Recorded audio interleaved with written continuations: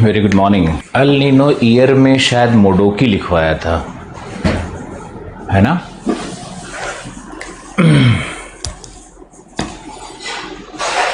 El Nino year में मोडोकी लिखवाया था। अल नीनो ईयर में हम लोग लिख रहे थे और मुझे लगता है लिखने का काम तो 80-90% हो ही चुका है। थोड़ा और लिखवा देते हैं, फिर डिटेल्ड समझते हैं।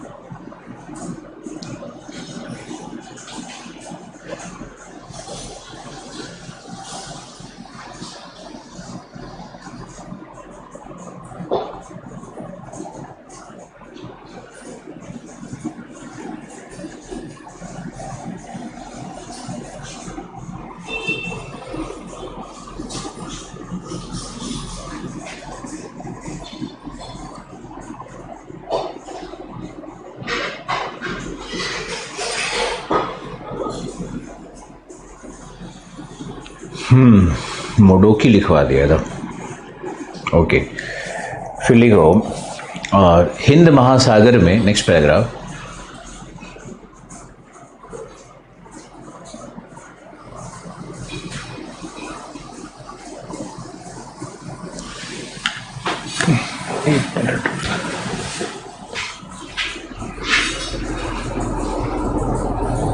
इनसो पर लिखवाया था। ओके, ठीक है। मोडोकी लिखवाया है कि नहीं ये बताओ। मोडोकी तो लिखवाया होगा ना।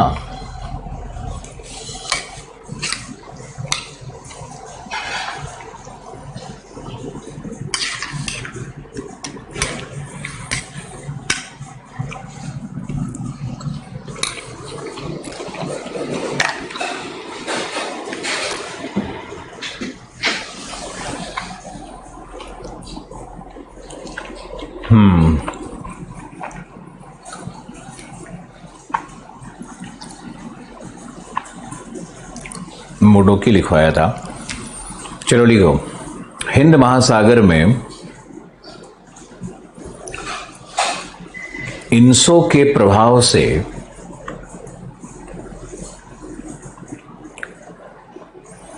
दो घटनाएं संभावित होती हैं। इनसो के प्रभाव से दो घटनाएं संभावित होती हैं।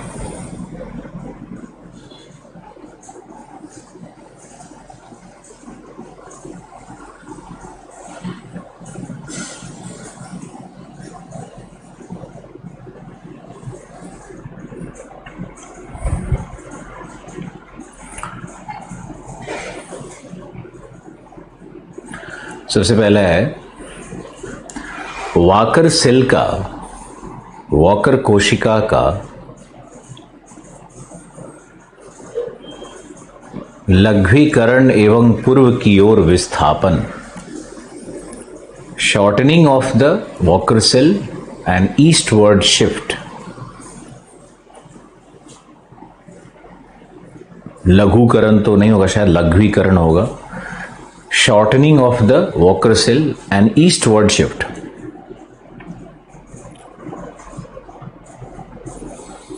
पूर्व की ओर विस्थापन। लिखो, यदि इंडोनेशिया के पास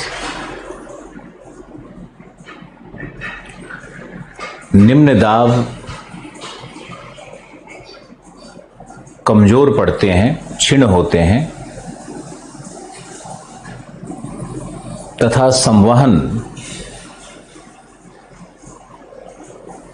प्रभावित होता है,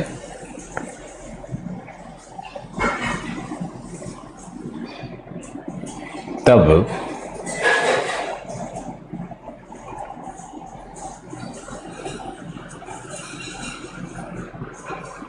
सोमालिया और इंडोनेशिया के मध्य निर्मित होने वाला वॉकर सेल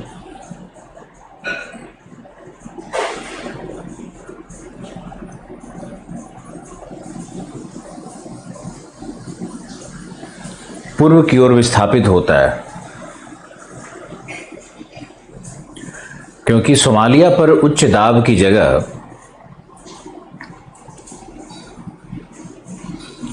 निम्न दाब केंद्र बनने लगते हैं। सोमालियन गर्म धारा प्रकट हो जाती है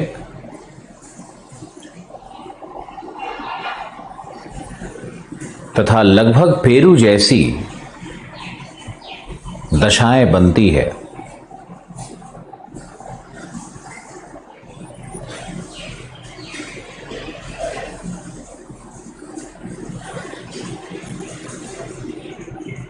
लगभग पेरू जैसी दशाएं बनती है। वॉकर कोशिका का निर्माण बंगाल की खाड़ी से पूर्व ही रहता है।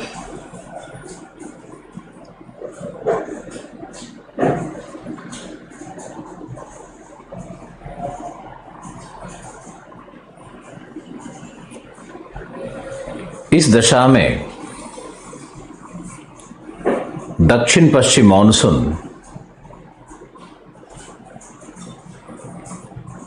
बिखर जाती है, क्योंकि निगेटिव डाइपोल बनते हैं, जिसमें पूर्वी हिंद महासागर में उच्च दाब,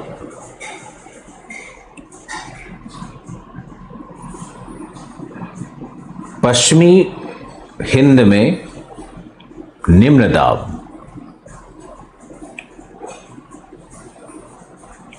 अर्थात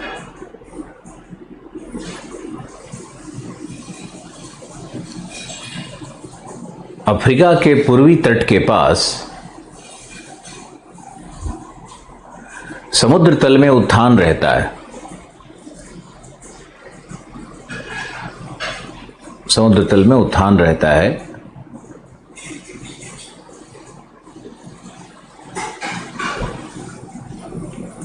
जिसके कारण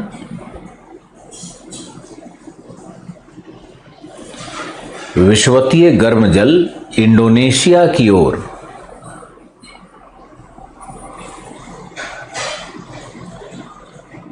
स्लोप करंट के रूप में, ढाल धारा के रूप में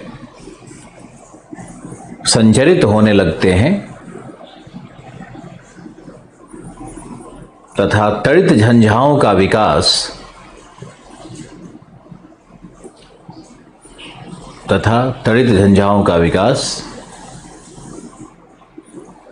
पूर्वी हिंद महासागर में होने लगता है।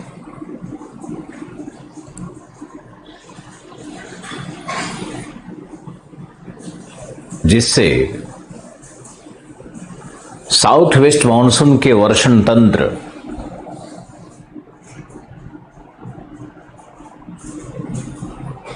कमजोर पड़ते हैं। साउथ वेस्ट मानसून के वर्षण तंत्र कमजोर पड़ते हैं।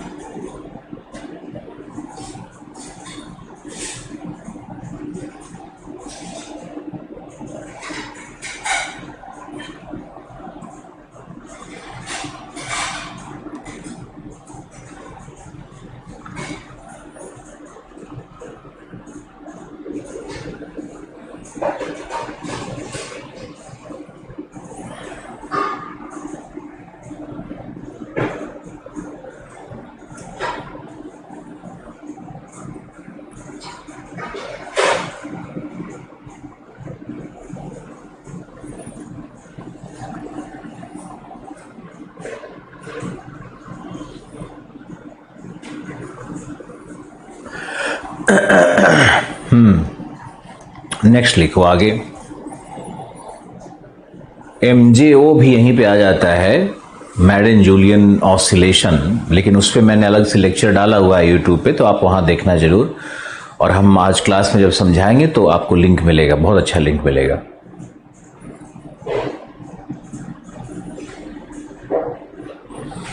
नेक्स्ट लिखो,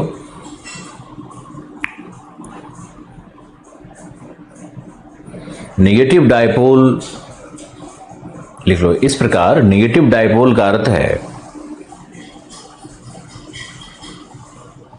पूर्वी हिंद महासागर में उच्च दाब, पश्चिमी हिंद महासागर में निम्न दाब तथा गर्म जल का पूर्वी भाग में संचयन,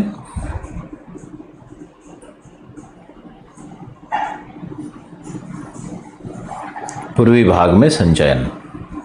डायपोल मतलब चुंबक का डायपोल होता है प्लस माइनस, वैसे ही यहां पे उच्च दाब निम्न दाब का डायपोल्स माना जा रहा है वॉकर सेल के अंतर्गत। तो इनसो के आने से ये तो पहला प्रभाव तो ये बनेगा। दूसरा लिखो, यदि इनसो शक्तिशाली है,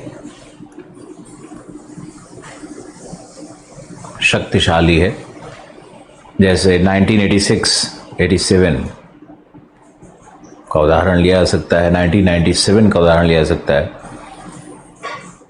यदि इनसो अत्यंत प्रभावी है, शक्तिशाली है, तब हिंद महासागर पर वॉकर शेल का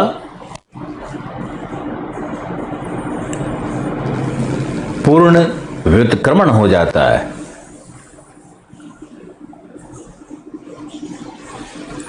जिसके कारण वॉकर सेल का सतही प्रवाह जो पूर्व से पश्चिम की ओर होगा,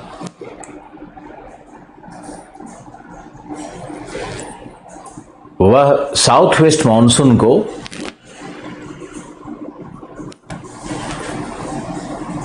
सोमालिया एवं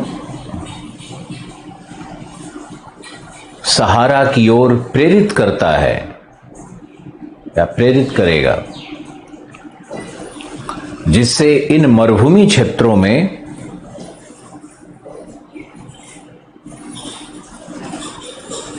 वर्षा प्राप्त होने लगती है। जबकि भारत में भीषण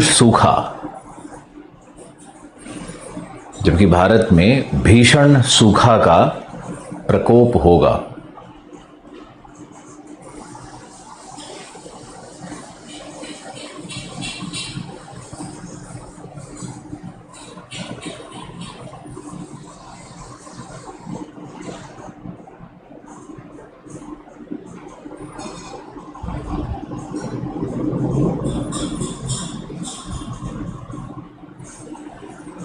भीषण सूखा का प्रकोप होगा।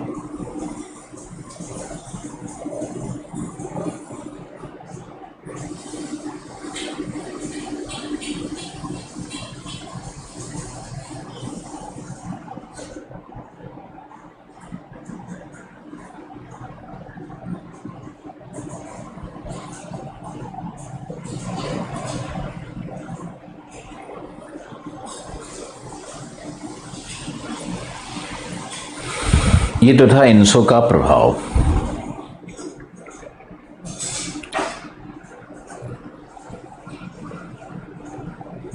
अब लिखो एक डिस्कशन पॉइंट और एक राइटिंग का एक सेशन और छोटा सा ही है। ला नीना एवं मॉनसून पर प्रभाव, ये लिखेंगे। फिर लिखेंगे ला नीना एवं वैश्विक जलवायु पर प्रभाव।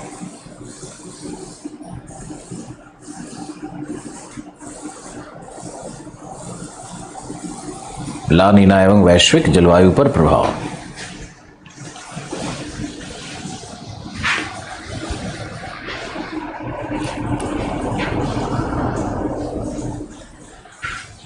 ओके, कितने लोग लिखने के क्रम में कुछ कुछ समझ गए हैं?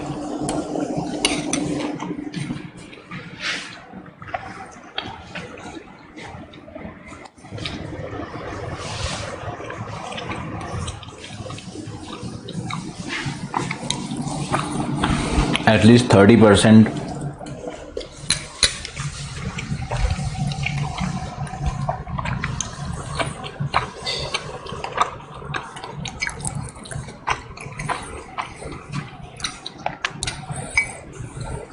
to 40%।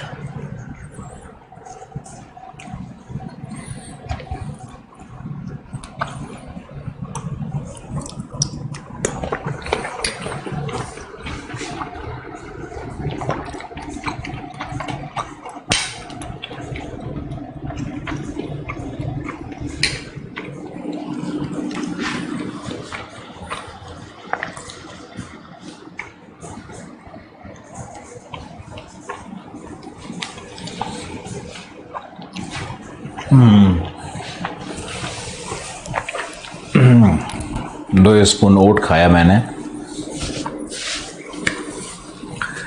लिखो, ला नीना पर लिखते हैं। लिखो, ला नीना का अर्थ है ठंडी बहन।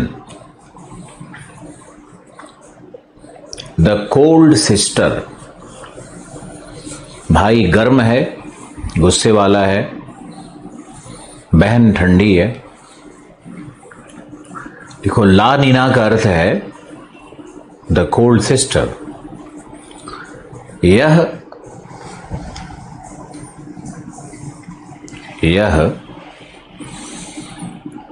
अल नीनो का ऑपोजिट है।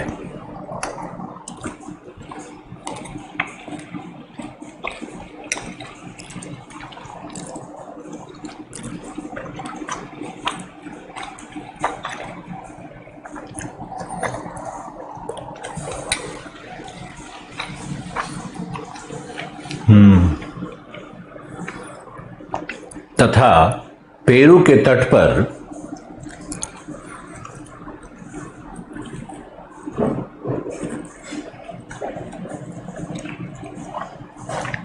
गर्म धारा, सामान्य धारा की जगह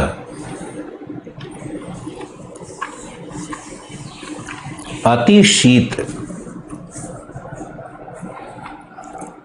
धारा का प्रकट होना,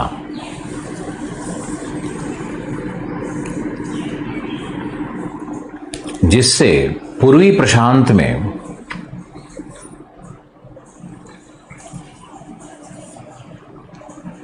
उच्च दाब में पुनः वृद्धि होती है।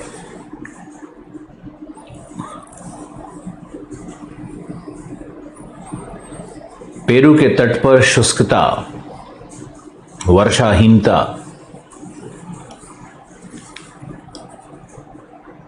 क्योंकि समुद्र का सतह जितना ठंडा होगा उतना ही वायुमंडलीय ऊष्मा का अवशोषण करता है।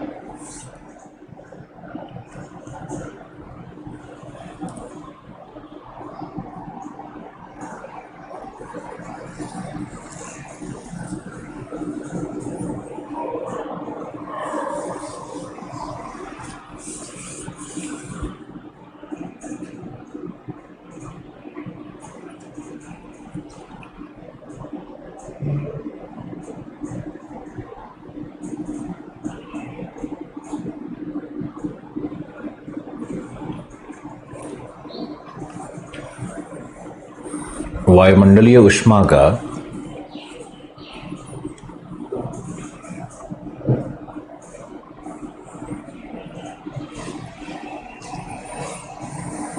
वॉट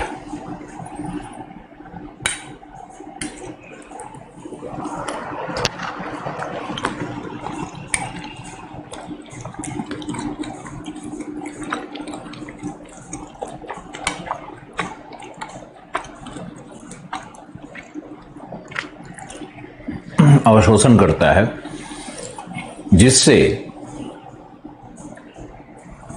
वायु का अवतलन होगा।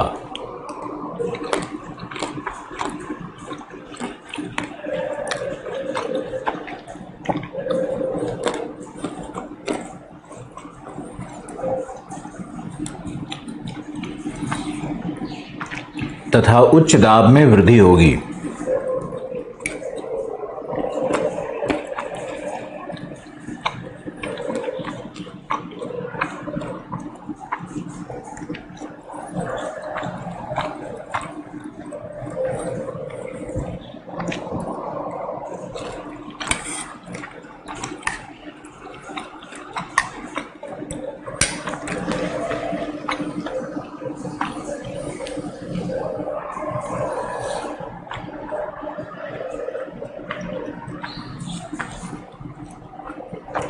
उच्च दाब में वृद्धि होगी। लिखो, ला नीना के प्रकट होने पर, ला नीना के प्रकट होने पर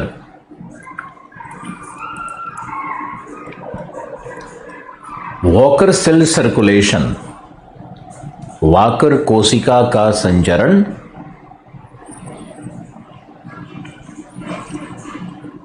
तीव्र हो जाता है।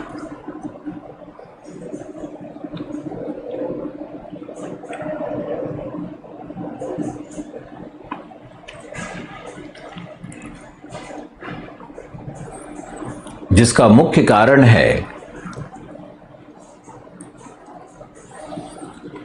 दक्षिण पूर्वी व्यापारिक पवनों का सशक्त होना।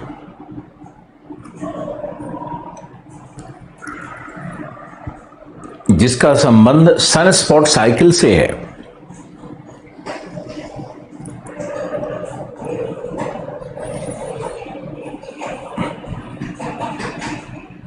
सौर्य कलंक चक्र। लिखो, सनस्पॉट साइकिल के वृद्धि काल में, वैक्सिंग काल में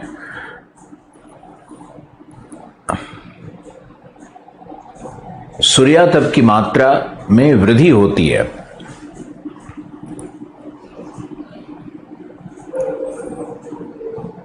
सूर्यातप की मात्रा में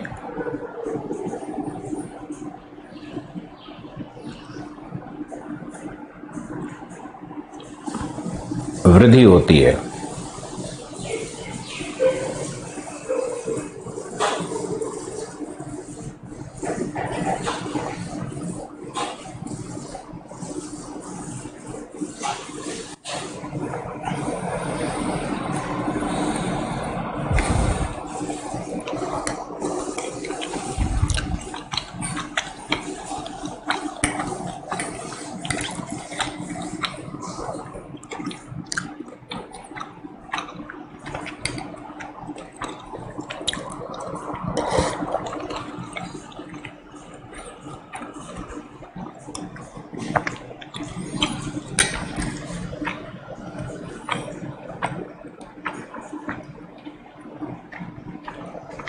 जिससे प्रेशर ग्रेडियंट फोर्स, दाब प्रवणता बल का मान बढ़ जाता है।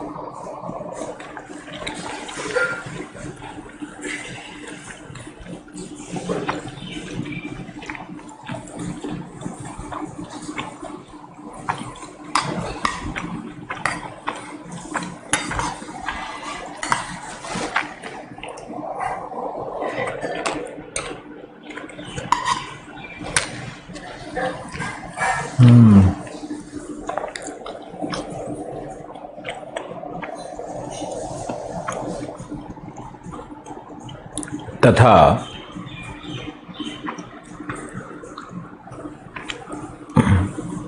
व्यापारिक पवने या साउथ ईस्ट ट्रेड पेरू के तट पर शीत जल के उद्वेलन को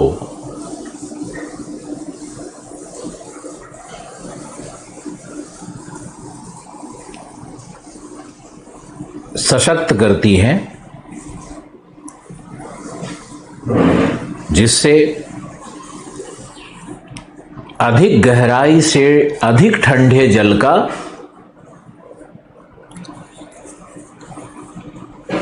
उद्वेलन होता है।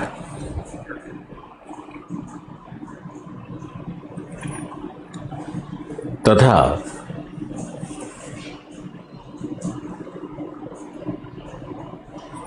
इंडोनेशिया के पास विषुवतीय जल का अतिशय संचयन होने लगता है।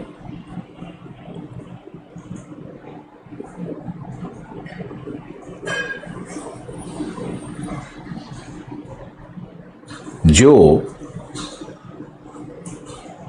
पूर्व की तरफ एकत्रित होते हुए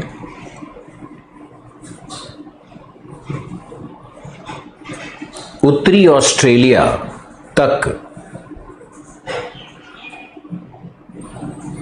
विस्तृत हो जाता है,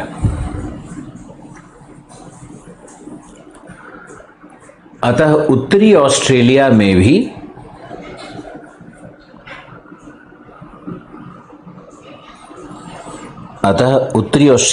भी तीव्र सघन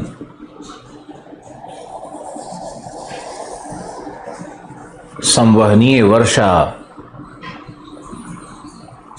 प्रारंभ हो जाती है, जिससे क्वींसलैंड में बाढ़ उत्पन्न होता है। उत्तरी ऑस्ट्रेलिया में बाढ़, पेरू में सूखा।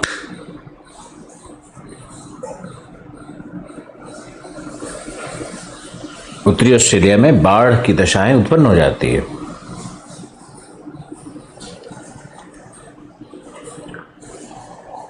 लिखो, इंडोनेशिया के पास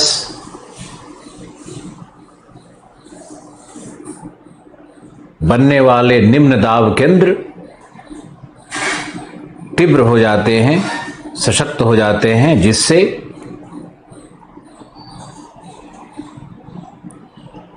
हिंद महासागर का वॉकर सेल भी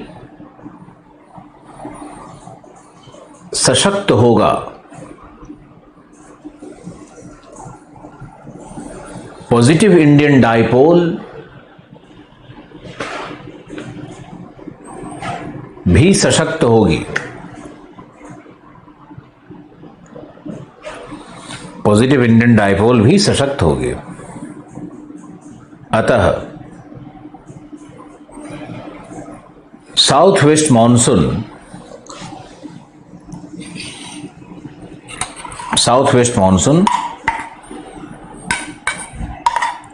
भी सशक्त हो जाता है।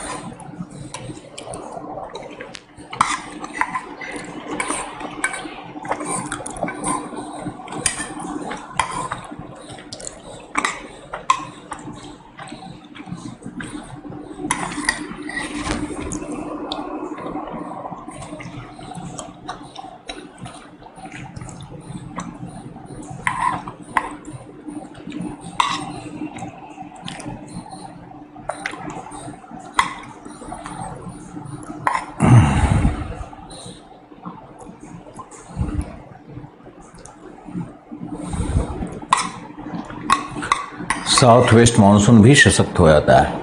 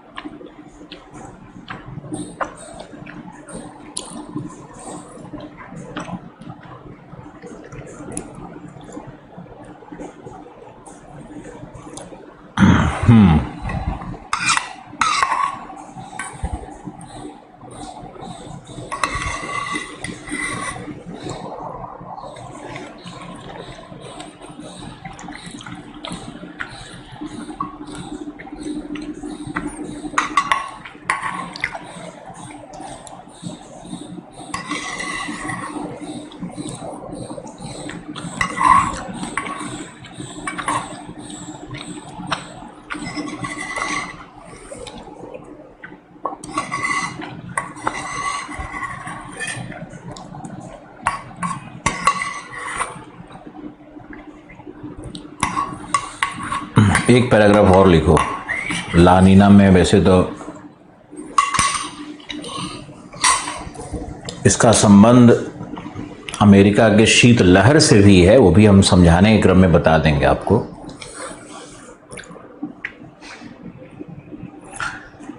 लिखो, ला नीना की दशा में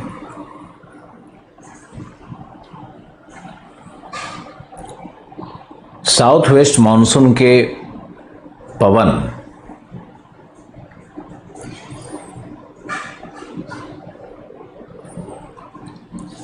सशक्त होने के कारण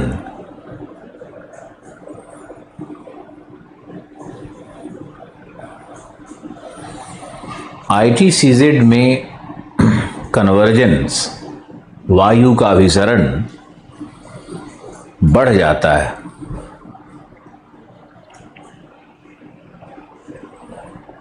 ज्ञातव्य है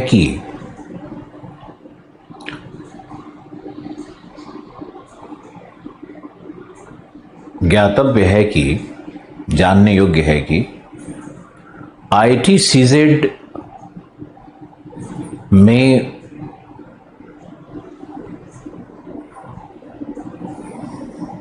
उठने वाली वायु, संवहित वायु,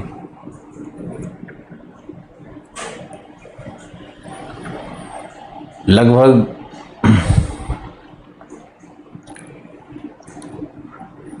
10-12 किलोमीटर की ऊंचाई पर ही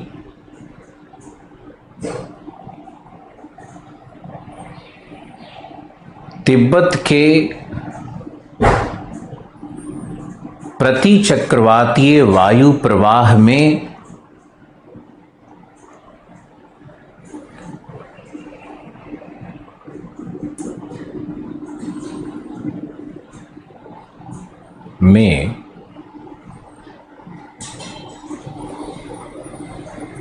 अभिसरित होता है, प्रवेश करता है, घुस जाता है, मिलता है, जैसे भी समझो, में प्रवेश करता है।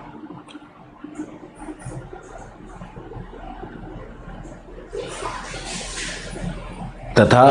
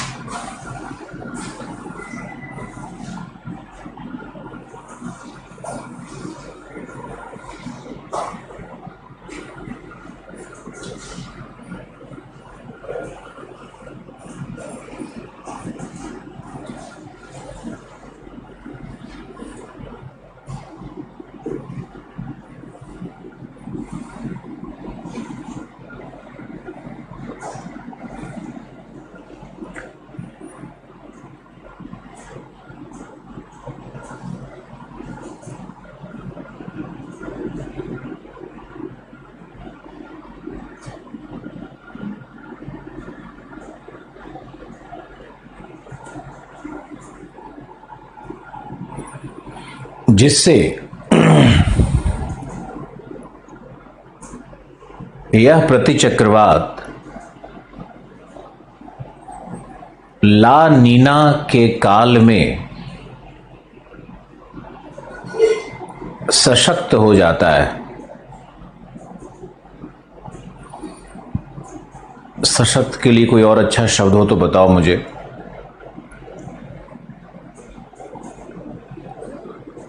तीव्र हो जाता है,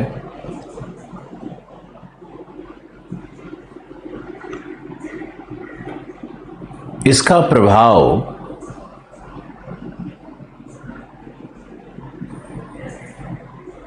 प्रभाव पूर्वी जेट धारा पर होगा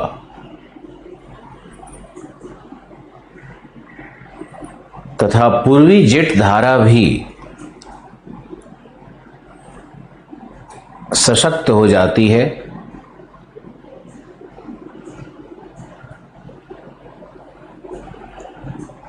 जिससे बंगाल की खाड़ी में बनने वाले विक्षोभों की संख्या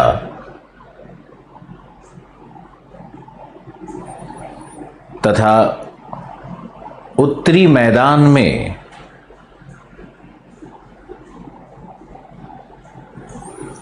इनका प्रवेश भी उत्तरी मैदान में इनका प्रवेश भी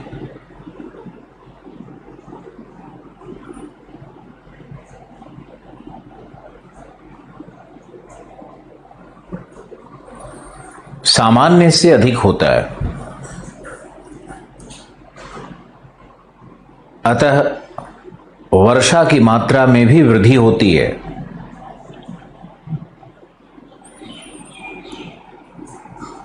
परंतु यह भी संभावित रहता है कि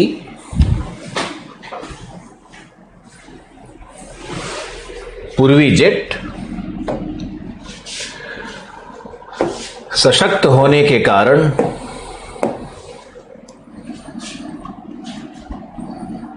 बढ़ते कोरियोलिस प्रभाव से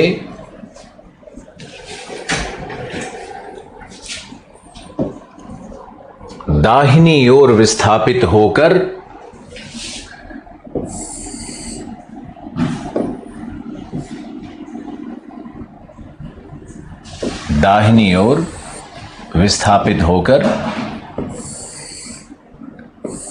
शिवालिक के ऊपर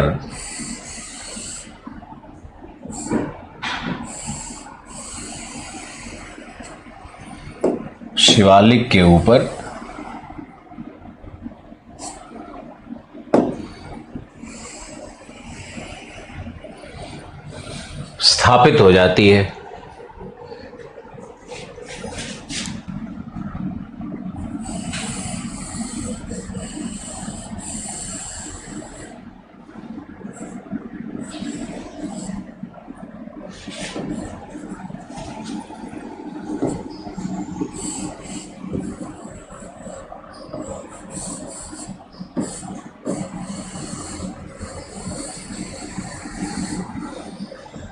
ओहो, ये तो बहुत बड़ा मैप बना दिया, इससे नहीं होगा, इसका बाद में यूज करेंगे। लिखो, जिसके कारण मॉनसून ब्रेक की संभावना होती है।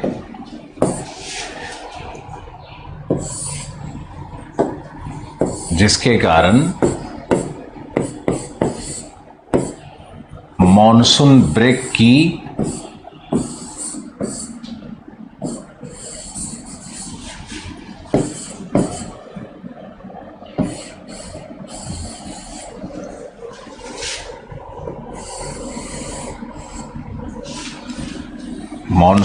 की संभावना होती है।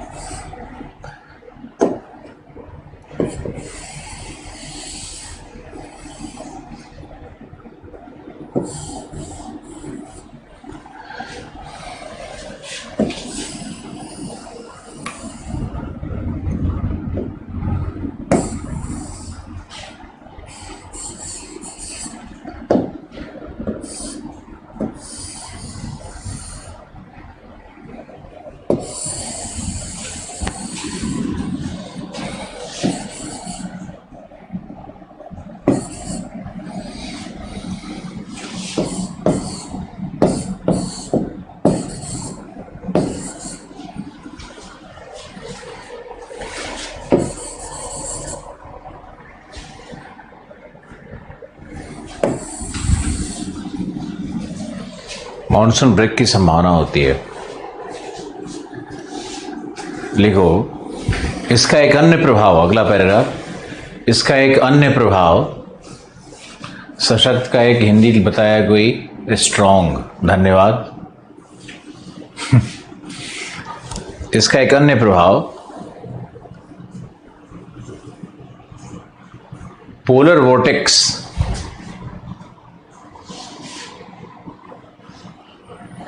का विस्तार भी होता है,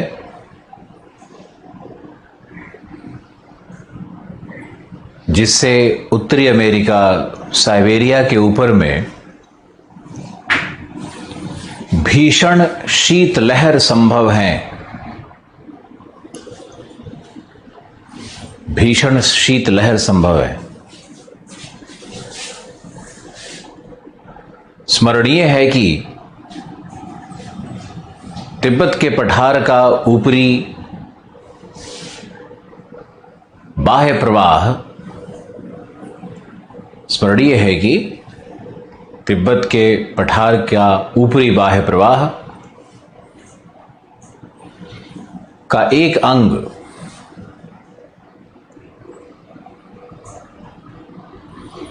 उत्तरी ध्रुव की ओर भी संचरित होता है, प्रसरित होता है, संचरित होता है एवं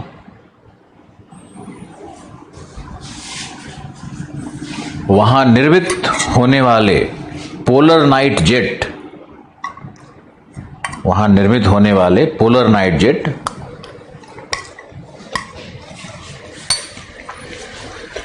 को सशक्त करता है। आप ये मैप बनाइए। तुम लोग सशक्त का हिंदी क्यों सॉरी इंग्लिश में क्यों बताने लगे?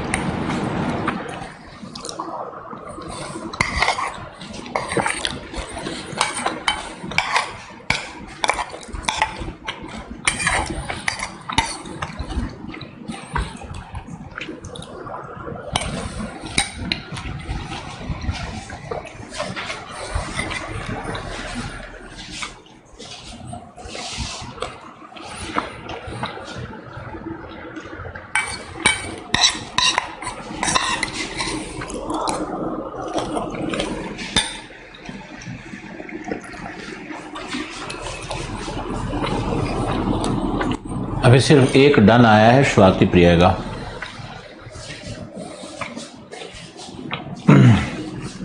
दूसरे पेज में एक और यही मैप बनाओ, एक मैप और बनाओ ताकि मेरे साथ साथ बनाते रहोगे।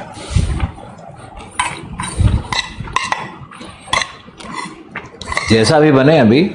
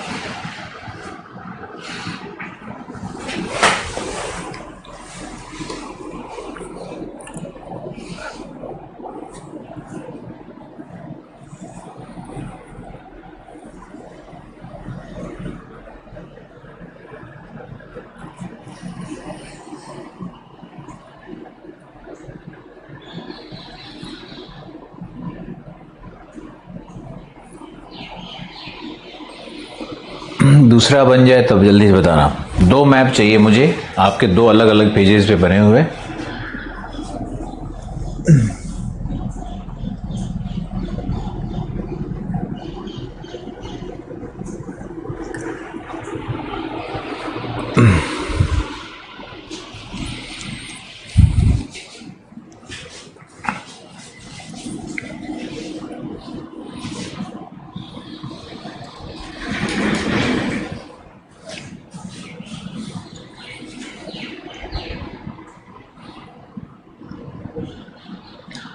अब तुम लोगों की इतनी आदत हो गई है ना नोट्स बनाने की क्लास में, तुम देखोगे तो हमारा कोर्स पढ़ाना भी है, लिखवाना भी है, समझाना भी है। ये ट्रिपल लोड लेकर के कोर्स का ड्यूरेशन बढ़ता है। हो गया? Done both maps.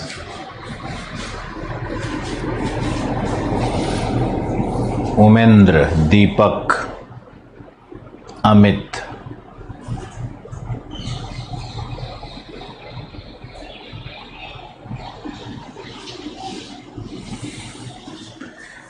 एग्जाम में आपको जैसे सुविधा हो आप मैप बना सकते हो, ऐसा कोई हार्ड एंड फास्ट रूल नहीं है।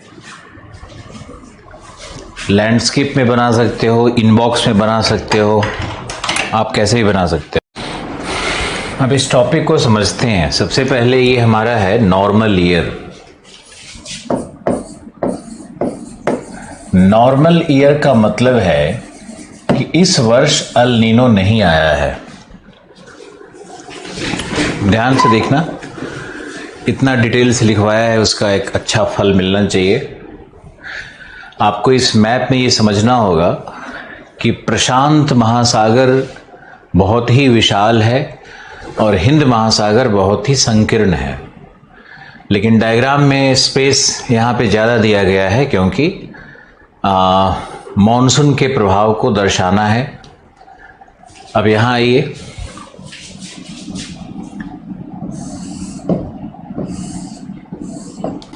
ये है हमारा पेरू का तट। यहाँ पर कौन सी पवन है? साउथ ईस्ट ट्रेड है। कोई कष्ट? और साउथ ईस्ट ट्रेड सिर्फ यहीं पर नहीं है, साउथ ईस्ट ट्रेड यहां भी है, साउथ ईस्ट ट्रेड यहां भी है। पूरे पट्टी की तरह है ना south east trade. South east trade बह रही है, लेकिन जो साउथ ईस्ट ट्रेड यहां पर अपतटीय होगी, अटकामा मरुभूमि से निकल रही है, वह शुष्क और गर्म है, फेरोसियस है, स्ट्रॉन्ग है।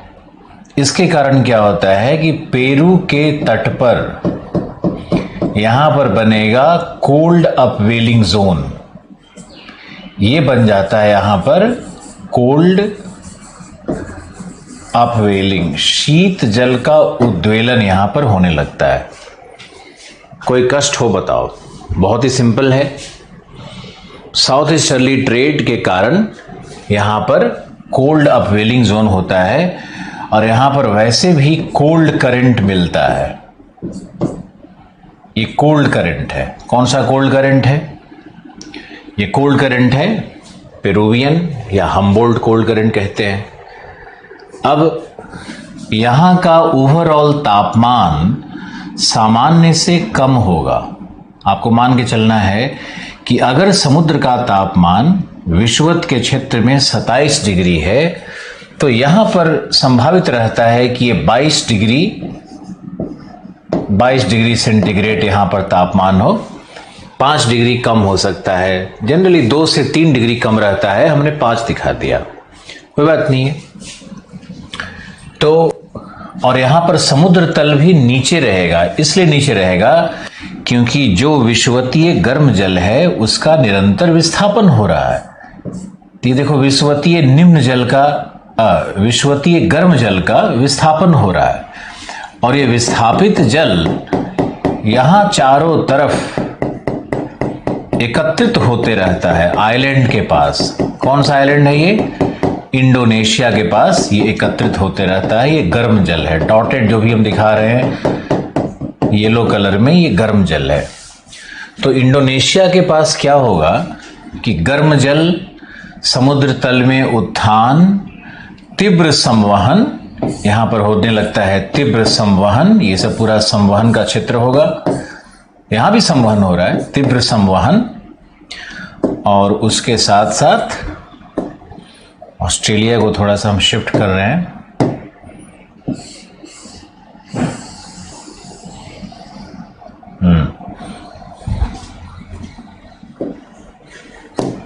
ठीक है, तो ये तीव्र संवहन हो रहा है। अब तीव्र संवहन के कारण यहां पर क्या होगा, प्रेशर क्या है यहां पर निगेटिव, माइनस माइनस, यहां पर है निगेटिव प्रेशर, है ना, इंडोनेशिया के पास निगेटिव प्रेशर है। और यहां क्या होगा, यहां होगा प्लस हाई प्रेशर होगा, क्योंकि ठंडा जल है। अब ठंडा जल वायुमंडलीय उष्मा का अवशोषण करेगा, तो यहां पर होगा तुम्हारा अवतलन, यहां पर होता है अवतलन, वायु का अवतलन हो रहा है। तो यहां पर हाई प्रेशर है पेरू के पास, इंडोनेशिया के पास लो प्रेशर है। अब ये जो वायु ऊपर की ओर उठती है, यह वायु ट्रैवल करके पूर्वी प्रशांत की ओर जाएगी और वहां इसका इस हाई प्रेशर को और बढ़ाती है, अध्यारोपित करती है। और यहां से देखो यही तुम्हारा जो गर्म जल भी नीचे आ रहा है और ऊपर में ये वायु भी आएगा, लौट के आएगा, जो वॉकर सेल का वायु कहलाएगा। तो ये जो संचरण बन रहा है, ऊपर की ओर जाना, इधर ट्रैवल करना, फिर इसका सबसिडेंस होना और वापस साउथ ईस्टर्ली ट्रेड के साथ मिलकर के यहां पर आना, तो ये जो सेल बनता है पैसिफिक के ऊपर में, इसी को हम लोग कहते हैं वॉकर सेल। यहां देखो, यहां भी वायु उठ रही है, इस भाग में जाएगी, यहां पर ट्रेवल करेगी और यहां पर इसका क्या होगा, अवतलन होगा। ये इस वायु का अवतलन सोमालिया पे हो रहा है, तो यहां भी है प्लस और इस भाग में भी हाई प्रेशर है, ये हाई प्रेशर यहां पर है।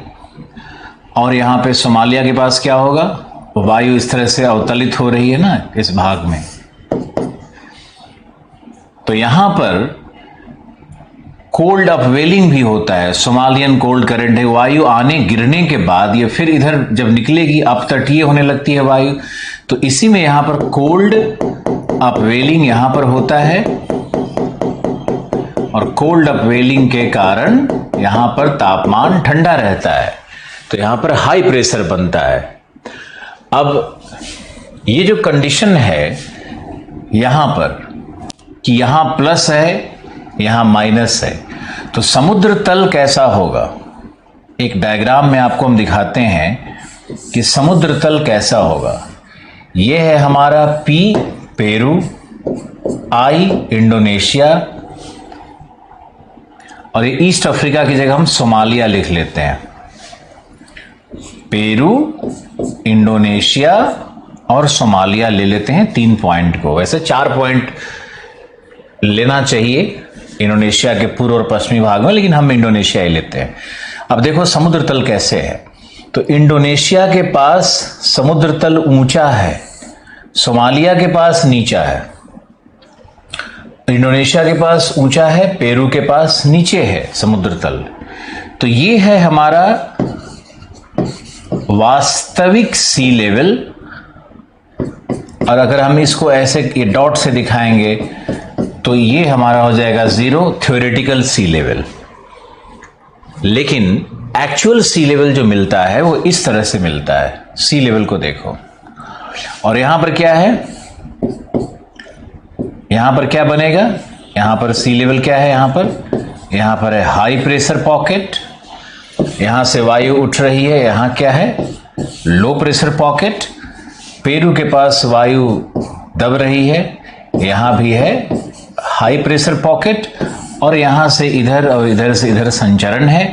तो ये है तुम्हारा वॉकर सेल, ये भी है तुम्हारा वॉकर सेल 1 या वॉकर सेल 1 इसी को कहते हैं, ये 2 कहलाता है वॉकर सेल 2। इधर भी वॉकर सेल बनता है, हमने आपके बुकलेट में एक डायग्राम दिया है, उसमें अफ्रीका पे भी वॉकर सेल बनेगा। तो वॉकर सेल क्या है, वॉकर सेल और हैडली सेल में अंतर क्या है।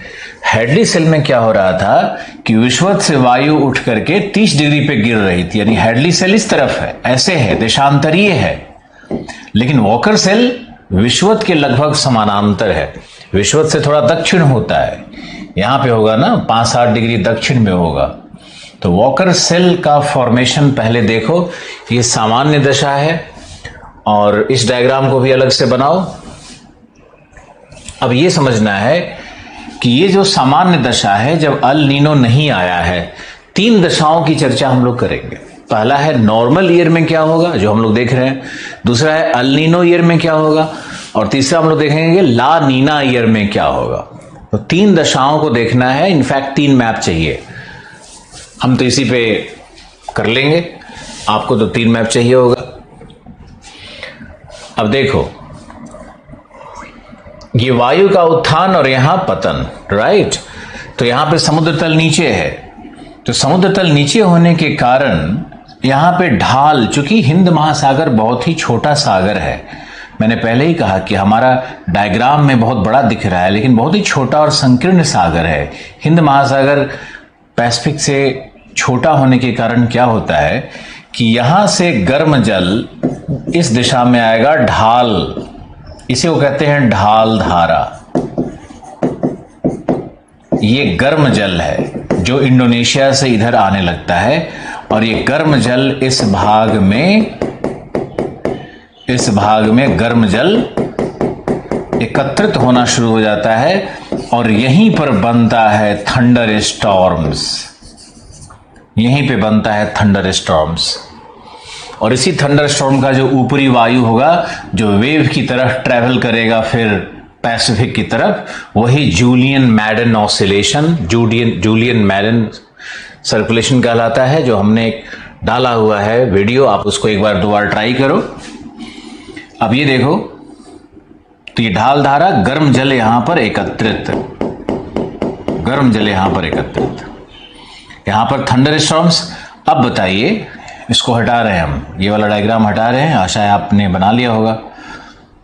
20 सेकंड्स का और मौका दे देते हैं।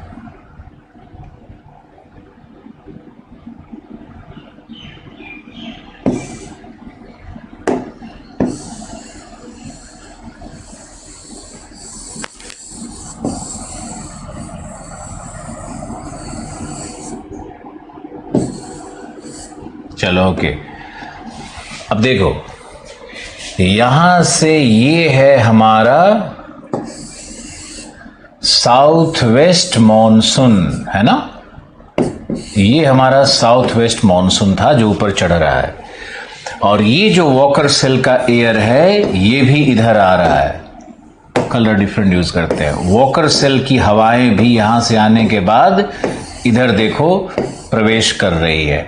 तो ये सारा थंडर स्टॉर्म इसके अंदर प्रवेश करेगा, और थंडर स्टॉर्म के साथ जब अंदर जाएगा ये सब कुछ, तो भारत में ये देखो हमारा ITCZ है, ये सारा ITCZ में प्रवेश करता है वायु, और ITCZ, और बाकी तो आपने कहानी पढ़ी हुई है ही, ये सामान्य दशा है, और सामान्य दशा में बहुत अच्छी वर्षा भारत में होगी, और जो वॉकर सेल है वो मदद करता है, मॉनसून का मदद कर रहा है ना, और इसीलिए हम लोग इसको कहते हैं positive Indian dipole. Positive Indian dipole, dipole मतलब जैसे चुंबक में 2 ध्रुव होता है, वैसे यहां भी 2 ध्रुव है। यहां पर क्या है, प्लस, इधर क्या है, माइनस, माइनस यहां लिखा हुआ है ही, तो ये माइनस और प्लस का जो योग बन रहा है ना, ये इस तरह से ट्रैवल करके हम अलग से दिखा देते हैं। तो ये जो बन रहा है, ये जो दशा है, ध्यान से सुनो, पूर्वी हिंद महासागर में निम्न दाब, पश्चिमी हिंद महासागर में सोमालिया के पास उच्च दाब, जिसके कारण समुद्र का तल उत्थित है इंडोनेशिया के पास, दबा हुआ है सोमालिया के पास, और गर्म धारा प्रवेश कर रही है सोमालिया की ओर, जहां पर तड़ित झंझाओं का विकास हो रहा है। और ये जो हाई प्रेशर है वॉकर सेल का, ये मदद कर रहा है, ये पॉजिटिव इंडियन डाइपोल है। कितने लोग समझ गए? नॉर्मल ईयर में क्या होगा ये हमने बिल्कुल बता दिया स्पष्ट। समझ में आया? ये तो वॉकर सेल का एयर है, इसमें जेट कहां से आ गया? जेट तो है 30 डिग्री पर, ये बेचारा है विषुवत के ऊपर में। तुम लोग के दिमाग में ना पहले से जो भरा रहता है वही दिखना शुरू हो जाता है। ये जेट थोड़ी ही है, ये तो वॉकर सेल का एयर है, इसमें जेट कहां से आ गया? अब हम डायग्राम में कैसे दिखाएं बताओ? ये तो वास्तव में तो यहां पर ऐसे बन रहा है ना ये, और जेट इधर है, लेकिन हम डायग्राम बनाएंगे तो हमको तो ऐसे ही बनाना पड़ेगा। अब इसको उखाड़ के कैसे टेढ़ा करें? थ्री डायमेंशनल दिखाना संभव नहीं है ना। ले, अभी से ही शुरू हो गया।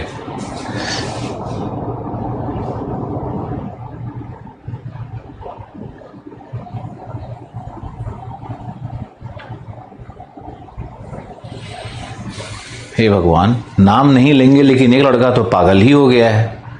ये देखो क्या लिख रहा है कि एक और डाउट है कि इंडोनेशिया से उठने वाली हवा सोमालिया के पास गिरी तो क्या हिमालय उसे नहीं रोक पाया? यार, इंडोनेशिया और सोमालिया के बीच में हिमालय कहां से आ गया?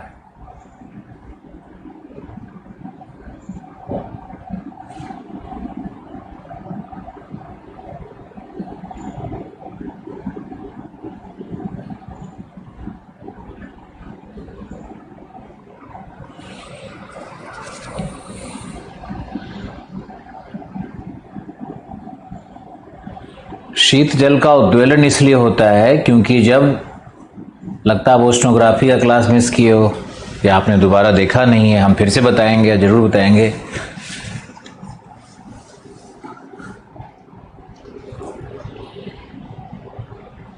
पेरू के तट पे शीत जल का उद्वेलन इसलिए हो रहा है क्योंकि वहां पर साउथ ईस्टर्ली ट्रेड तीव्र है, सशक्त है, तो वहां के ऊपरी जल को विस्थापित कर रहा है। तो ऊपरी जल अगर विस्थापित होगा पश्चिम की तरफ, तो एज पार्ट ऑफ कॉम्पनसेशन समुद्र की गहराइयों से ठंडा जल ऊपर की ओर आने लगेगा।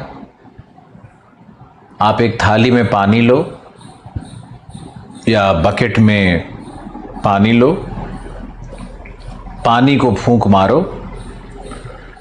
तो ऊपर का पानी जैसे ही विस्थापित होगा, नीचे से पानी ऊपर की ओर आना शुरू कर देता है।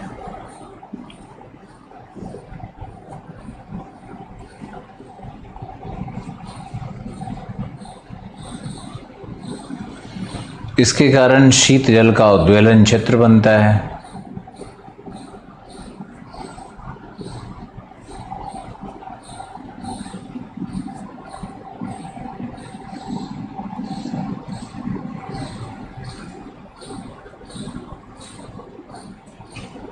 वॉकर सेल को बताओ सर।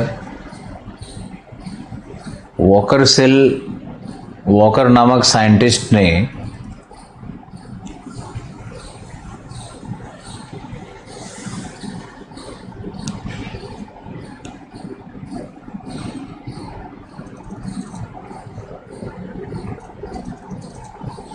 खोज किया, जो भी कह लो। अब ये वॉकर सेल सर्कुलेशन क्या है? साफ तो दिख रहा है कि जो वायु इंडोनेशिया के पास से उठ रही है वह पूर्वी प्रशांत की ओर और दक्षिणी हिंद महासागर की ओर विस्थापित हो रही है, जिसके कारण वॉकर सेल बन रहा है। अभी जो हमने मैप पर दिखाया है ये सामान्य दशा है, ना अभी अल नीनो आया है ना अभी ला नीना आया है।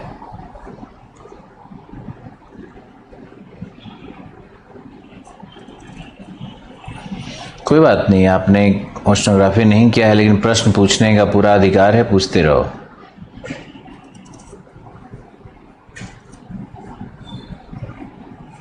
घबराना नहीं है, हम कभी भी इस तरह के टॉपिक को लेकर के भागने नहीं लगते हैं, जल्दी जल्दी नहीं करेंगे। वॉकर सेल मॉनसून को पुश करता है सर विनीत, बिल्कुल करता है। अभी जो वॉकर सेल है हिंद महासागर में जो सामने दिख रहा है, ये वॉकर सेल का एयर पूर्वी अफ्रीका या मान के चलो पश्चिमी हिंद महासागर पे गिरने के बाद ये वायु तो मॉनसून की मदद ही करेगी ना। तो नॉर्मल कंडीशन में वॉकर सेल मॉनसून की मदद करता है, लेकिन अगर इसी वॉकर सेल में कुछ डिसरप्शन हो जाए, अभी तुम देख लो, अगर यही वॉकर सेल उल्टा कर दें, हिंद महासागर वाले वॉकर सेल को उल्टा करके सोचो, तो उल्टा करके सोचोगे तो क्या प्रभाव होगा। ये भारतीय मॉनसून बेचारा भारत पे आएगा या अफ्रीका पे जाएगा, सोच करके बताओ।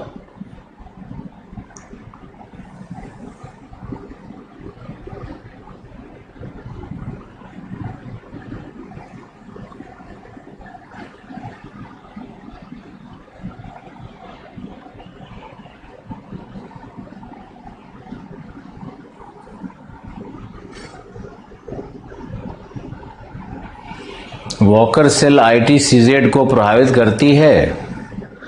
ITCZ का वॉकर सेल से क्या लेना देना होगा बताओ। वॉकर ITCZ बेचारा 30 डिग्री पर है, वॉकर सेल बेचारा 10 डिग्री साउथ पे है, 5 डिग्री साउथ पे है।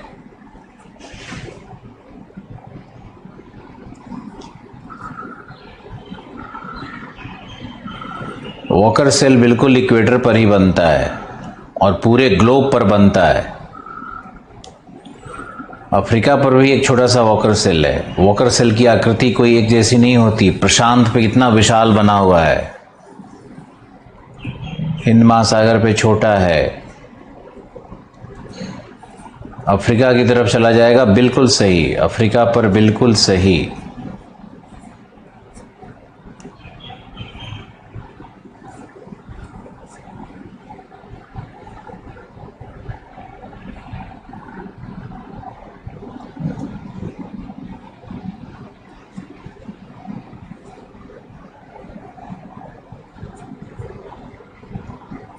वापस इंडोनेशिया की तरफ कैसे जाएगी? सुरजीत सिंह ठाकुर, वॉकर सेल की वायु वापस इंडोनेशिया की तरफ थ्योरेटिकल मॉडल में जा पाएगी, लेकिन जब तक साउथ वेस्ट मानसून रहेगा, तो साउथ वेस्ट मानसून तो 2 ही महीने की बात है ना, 2-3 महीने की बात है। तो 2-3 महीने तक हिंद महासागर का Walker cell south west monsoon की मदद करेगा, और बाद में बाकी जो 10 महीना रह गया साल का, 9 महीना जो रह गया, उसमें वॉकर सेल इंडोनेशिया तक चला जाएगा, है ना। लेकिन जब साउथ वेस्ट मानसून का सीजन होगा, तब वॉकर सेल की वायु साउथ वेस्ट मानसून को ही मदद करेगी।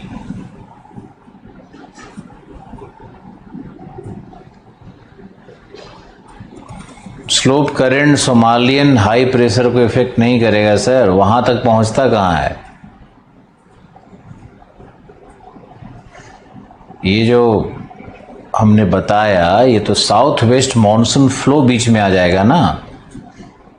तो ये साउथ वेस्ट जो मानसून के फ्लो के अंदर में ही वो गर्म पानी है, जहां पे हम साउथ वेस्ट मानसून के लपट को दिखा रहे हैं, संचरण को दिखा रहे हैं, उसके अंदर में गर्म पानी एकत्रित होने लगता है। सोमालिया वहां से बहुत दूर है, मैप में कई बार समझ में नहीं आता है। हजारों किलोमीटर का डिस्टेंस आपको लगता है कि बगल में ही तो है।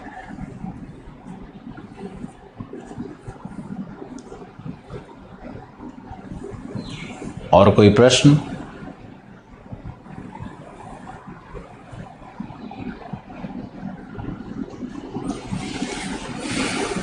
सर, हिंद महासागर में वायु की दिशा पश्चिम से पूर्व है।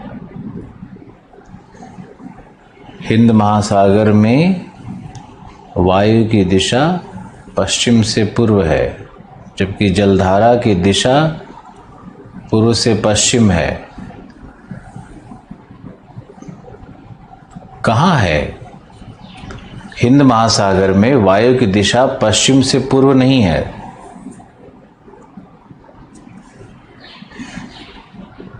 पश्चिम से पूर्व कहाँ वायु की दिशा है?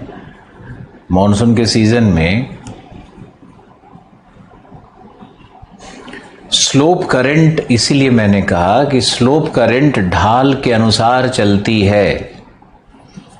स्लोप करंट बहुत ही छिछली धारा होती है।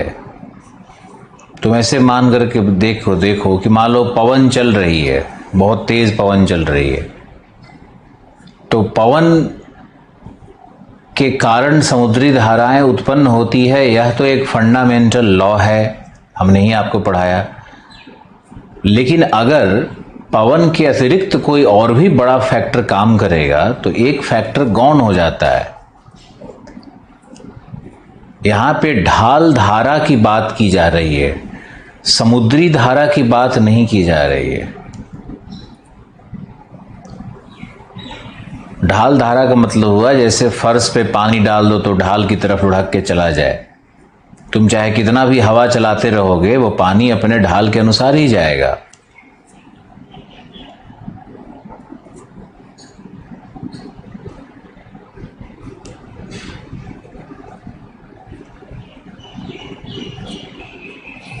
स्लोप करंट और ओशियन करंट दोनों में अंतर है।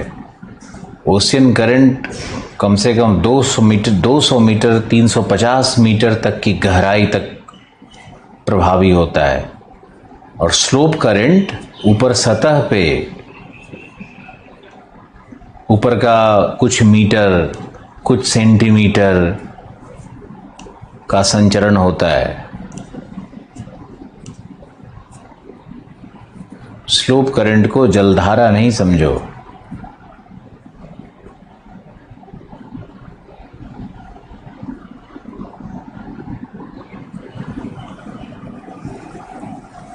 ये माइनस है निम्न दाब के लिए, प्लस है उच्च दाब के लिए।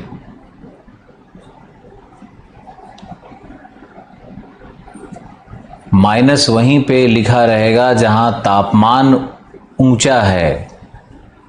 तापमान अधिक होने के कारण वहां माइनस लिखा हुआ है।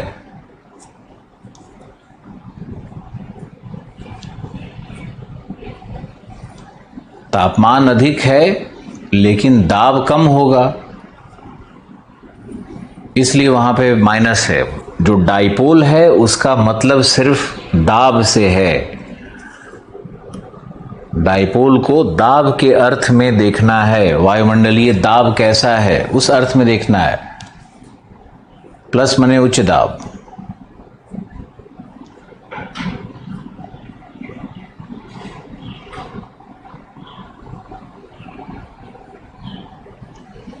वॉकर सेल का साइज मॉनसून को अफेक्ट करता है। वॉकर सेल का साइज, वॉकर सेल की अवस्थिति, वॉकर सेल का पूर्वी विस्थापन सब मॉनसून को प्रभावित करेगा।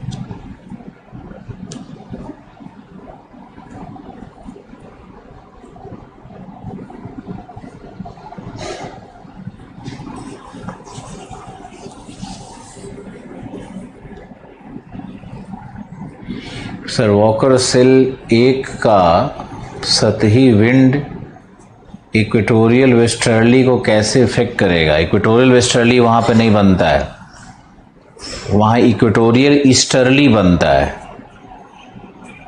इक्वेटोरियल वेस्टर्ली मैंने बताया था कि वो सिर्फ डोल्ड्रम में पाया जाता है। नोट्स को बहुत ध्यान से पढ़ा करिए,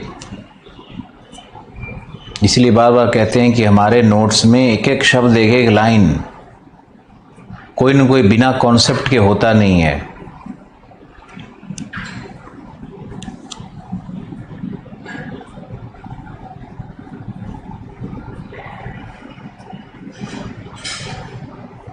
वॉकर सेल मॉनसून का पॉजिटिव इफेक्ट करता है या नेगेटिव? ये क्या प्रश्न है भाई, बुरा हाल है। इतना बार समझाया कि वॉकर सेल अभी तो जो ये सामान्य दशा है, सामान्य दशा में जिसे हम वॉकर सेल कह रहे हैं, ये तो पॉजिटिव है, लेकिन यही वॉकर सेल अल नीनो के दशा में यही वॉकर सेल निगेटिव कर देगा।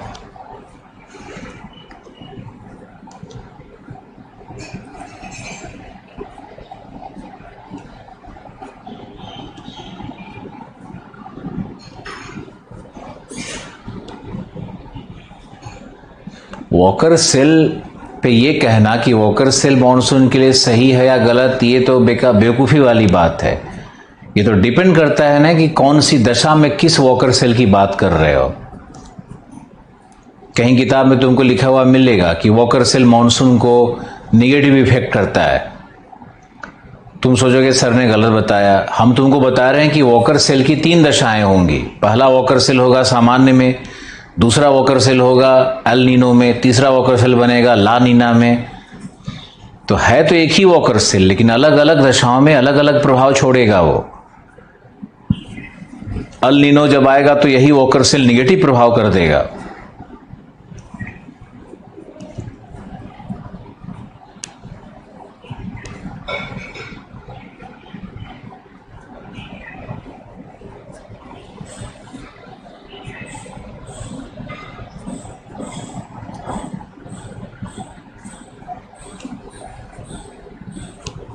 इतने प्रश्न आ रहे हैं आप लोगों के कि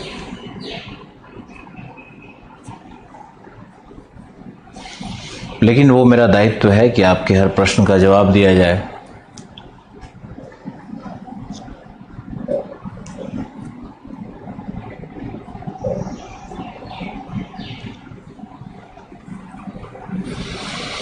चलो अब चलते हैं अल नीनो के वर्ष में। अब नॉर्मल ईयर खत्म हुआ,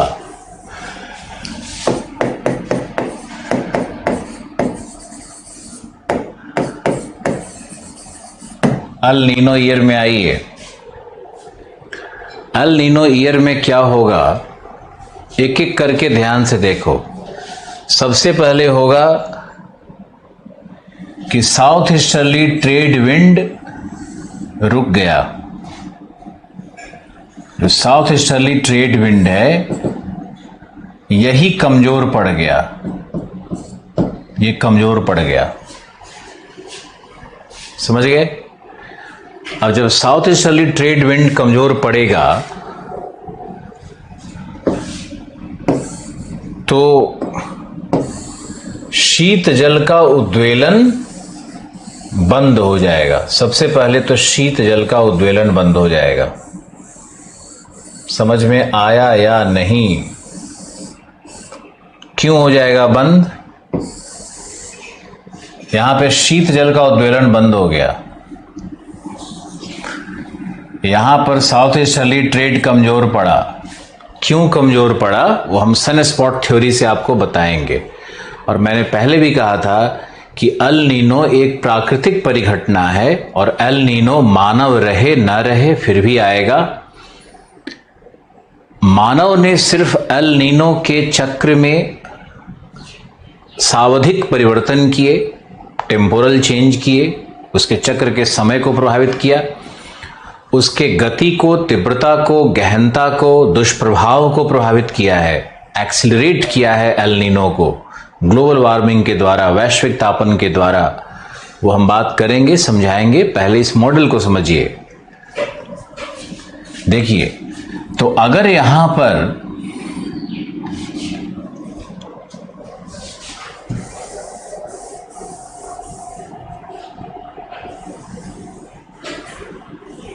सभी तो वो क्लीन करना ही पड़ेगा ना।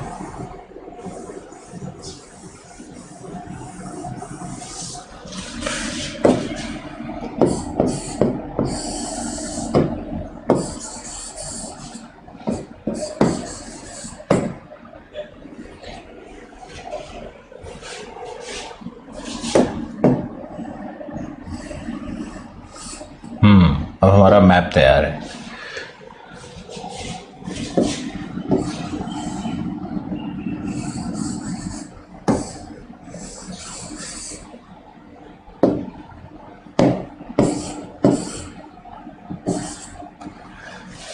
देखो यहां पे, अब यहां शीत जल का उद्वेलन जब खत्म होगा तो एक अलग दशा देखो बन रही है। शीत जल का उद्वेलन खत्म, ये सामान्य समुद्र तल है हमारा।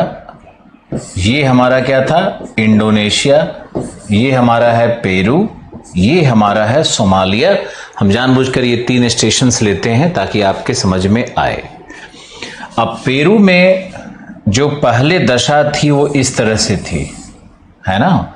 अब जो नई दशा बनेगी, क्योंकि वहां पर ये पवन ही खत्म हो गया, साउथ ईस्टर्ली ट्रेड खत्म हो गया, तो अंत में ये देखो जो समुद्र तल है, ये समुद्र तल का उत्थान शुरू होगा। अब समुद्र तल ऊपर आएगा, शीत जल का उद्वेलन बंद होगा, क्योंकि यहां से जल का विस्थापन जो इस दिशा में हो रहा था वो बंद हो गया है।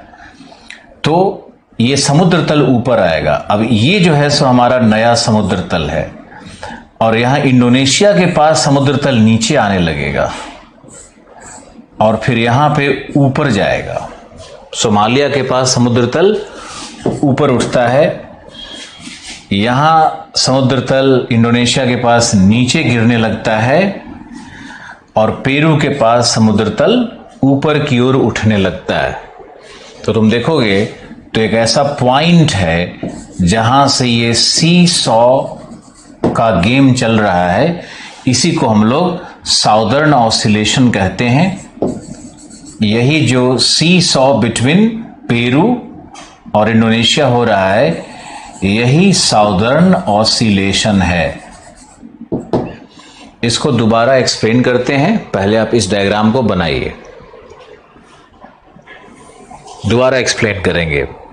सामान्य में जब इतना प्रश्न था तो आगे तो प्रश्न आएगा ही। हम पूरी तरह से तैयार हैं आपके प्रश्नों के लिए। प्रश्नों के लिए बिल्कुल डिस्करेज नहीं करेंगे।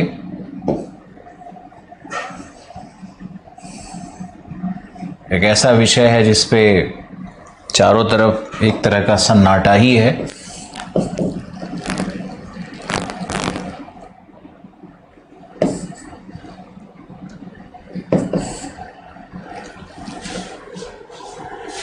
यहां देखो, यहां जो तापमान पहले 22 था, अब ये तापमान बढ़कर के 25 से 27 हो जाएगा। 25 से 27 डिग्री तापमान हो जाएगा। क्यों हो जाएगा उसको भी समझो।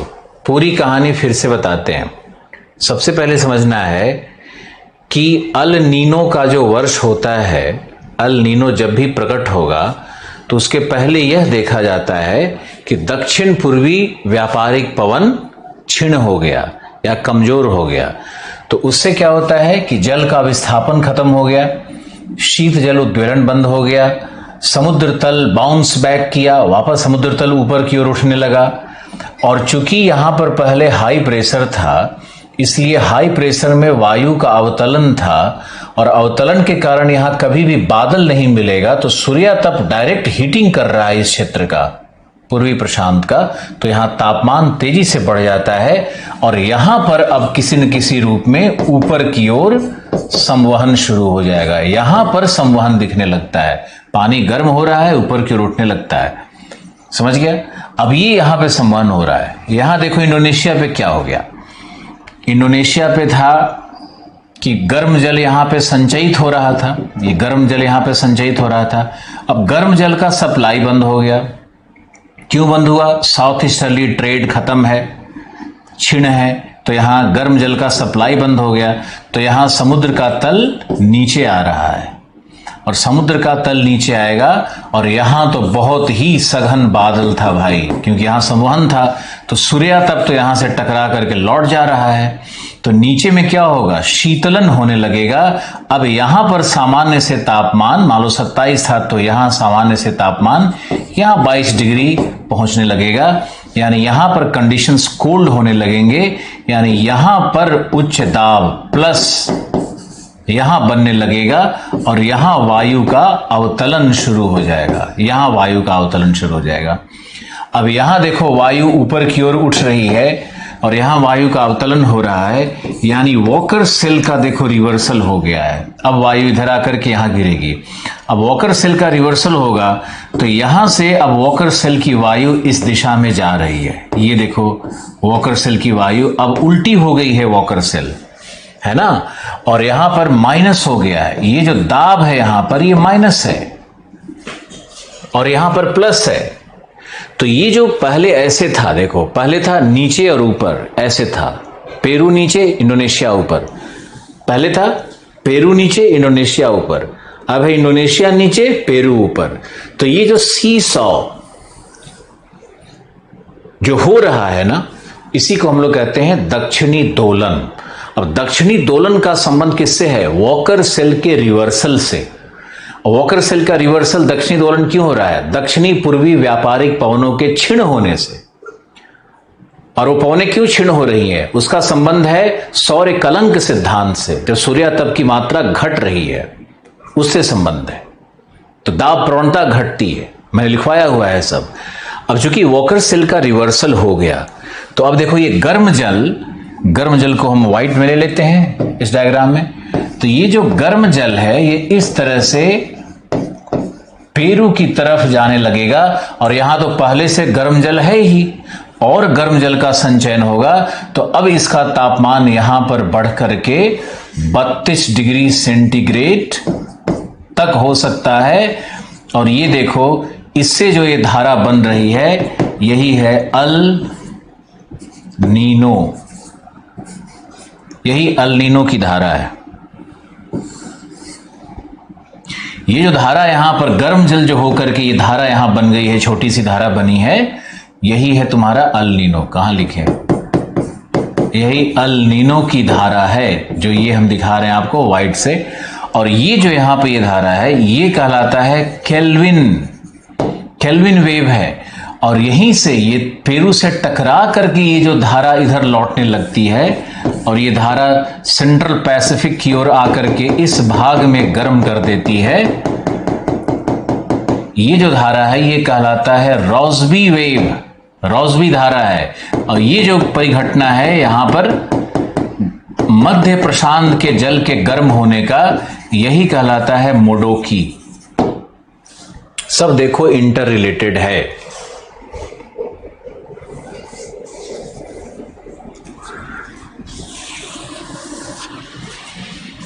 अब इसको समझो, फिर से सुनो। साउथ ईस्टर्ली ट्रेड बंद हुआ, गर्म पानी का सप्लाई बंद, यहां पे ठंडा, समुद्र तल में पतन, उच्च दाब, यहां जल गर्म हो रहा है, निम्न दाब, वॉकर सेल का उल्टा होना।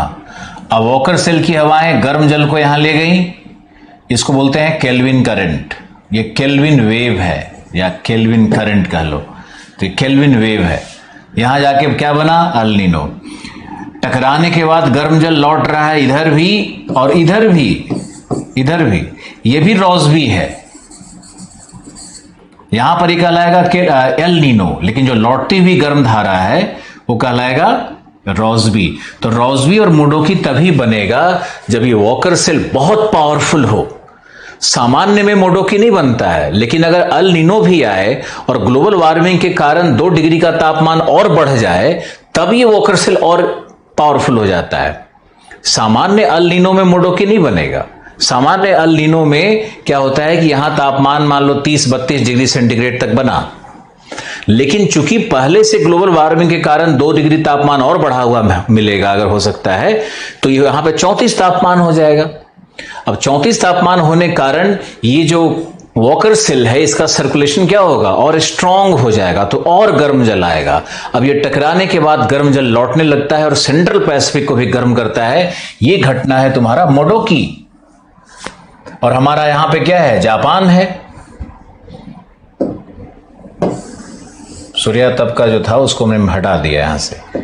अब ये बादल को भी हटा देते हैं, नहीं तुम लोग को लगेगा कि तुम लोग को चित्र भी तो 3 डायमेंशनल। सबसे बड़ी समस्या है कि जो सामने बोर्ड में दिखता है वही नजर आने लगता है, इमेजिनेशन पावर तो है नहीं। अब यहां पे मान लो ये जापान है, तो ये मोडोकी यहां पे फैल रहा है, मोडोकी गर्म जल फैल रहा है, तो यही यहीं पे चक्रवात बनने लगता है और ज्यादा चक्रवात बनता है और यही जापान के तट को प्रभावित करने लगता है। यही मोडोकी प्रभाव है। अब यहां देखो, ध्यान से सुनना कि केल्विन वेव आया, हिट किया, पानी गर्म लौटना शुरू हुआ, लेकिन तब तक क्या होता है कि साउथ ईस्टर्ली ट्रेड स्ट्रांग हो गया।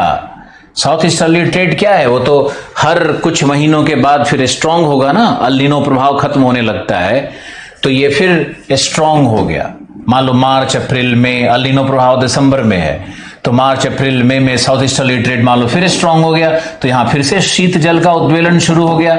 अब ये ऐसी घटना घट रही है कि यहां शीत जल का उद्वेलन है, यहां ठंडा जल है, यानी दोनों तरफ ठंडा जल है, और बीच में ये जो बीच का सेंट्रल पैसिफिक है वहां पे गर्म जल प्राप्त हो रहा है।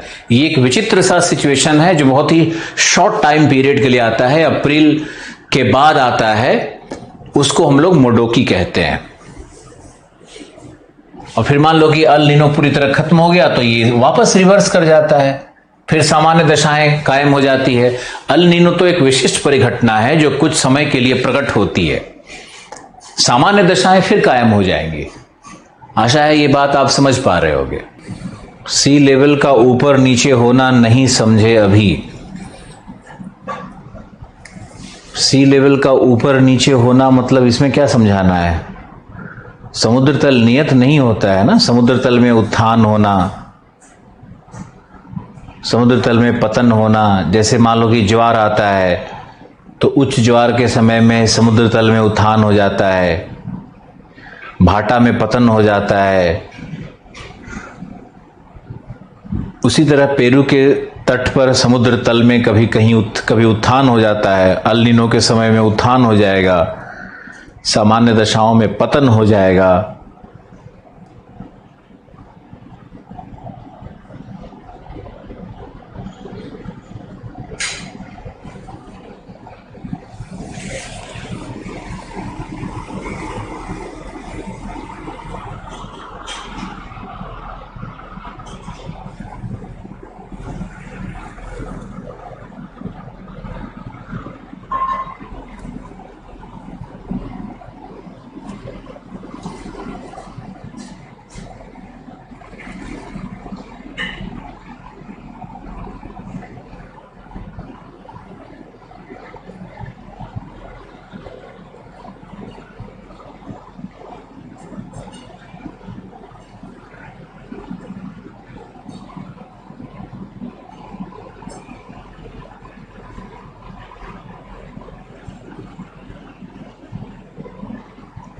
अब इंडियन ओशियन के डिस्क्रिप्शन में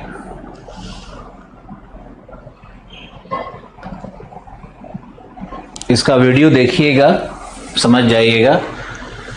सेंट्रल पैसिफिक गर्म इसलिए हुआ क्योंकि जो केल्विन वेव है वो पेरू से टकरा करके वापस लौटा रॉसबी वेव के रूप में, और रॉसबी वेव गर्म पानी को ढो रहा है जो लौटते लौटते सेंट्रल पैसिफिक में गर्म जल का संचयन कर देगा। आज के लिए इतना ही काफी है। Thank you.